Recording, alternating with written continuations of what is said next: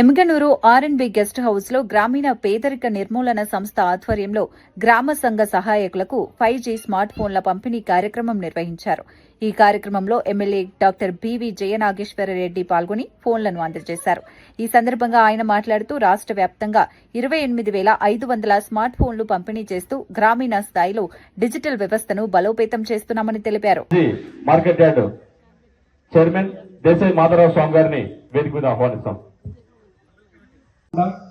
వాళ్ళకి ఈరోజు ఒక మంచి కార్యక్రమంలో భాగంగా మన కార్యక్రమాల ముందుకు పోవాలనే ఉద్దేశంతో ఒక 5G మొబైల్ కూడా ఇవ్వడం జరుగుతుంది.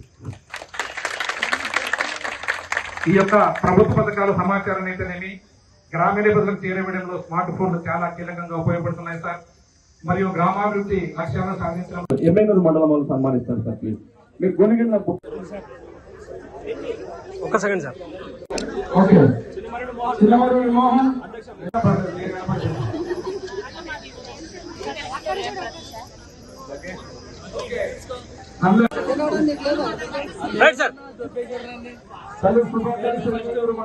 చెప్పారు రాఘవేంద్ర గారు ఏపీ మాట్లాడు. క్షేత్రస్థాయిలో ఈ రోజు ప్రభుత్వం చేసేటువంటి ప్రతి మంచిని కూడా మంచి చెప్పాలన్నా చెడు చెప్పాలన్నా మీ మీద ఆధారపడి ఉంటుంది. ఈరోజు గ్రామాల్లో ఎప్పుడు పార్టీలు మారినా మిమ్మల్ని మార్చాలనే ఆలోచనకు వస్తుంటారు.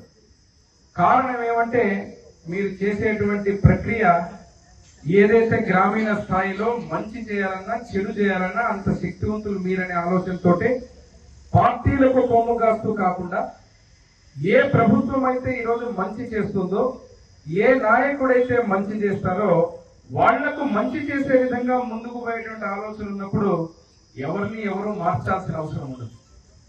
ఈరోజు ఇక్కడికి వస్తే నేను ఇంతకు ముందే చెప్పాను, ముఖ్యమంత్రి వర్యులు నారా చంద్రబాబు నాయుడు గారి యొక్క ఆలోచన సెర్ప్ ఏదైతే ఉందో దీన్ని చిన్న కుటీర పరిశ్రమల శాఖతో కలిపి ఈ రెండింటినీ కలిపి ఒక మంత్రిత్వ శాఖని ఏర్పాటు చేశారు. ఎందుకు ఏర్పాటు చేశారనేది మీకు అర్థం కాదు. మా పాత్రికేయ మిత్రులు కూడా వినాలా నేను ఎందుకు చెప్తున్నా ఈ సబ్జెక్ట్ అనేది. ఈ రెండింటినీ కలిపి ఒక శాఖ కింద ముఖ్యమంత్రి గారు పెట్టడం జరిగింది. కారణం ఏమంటే చిన్న చిన్న కుటీర పరిశ్రమలు ఇక్కడ ఉన్నటువంటి మహిళలందరూ కూడా ఏదైతే మీకు స్త్రీ నిధి అని చెప్పి ఈరోజు కొత్త పథకం ఉందో ఆ పథకం ద్వారా ప్రతి ఒక్క మహిళ కూడా ప్రతి ఒక్క గ్రూప్ కూడా ఏ రకంగా అయితే మీరు పరిశ్రమలు పారిశ్రామికవేత్తలుగా తయారు కావడానికి ఉండేటువంటి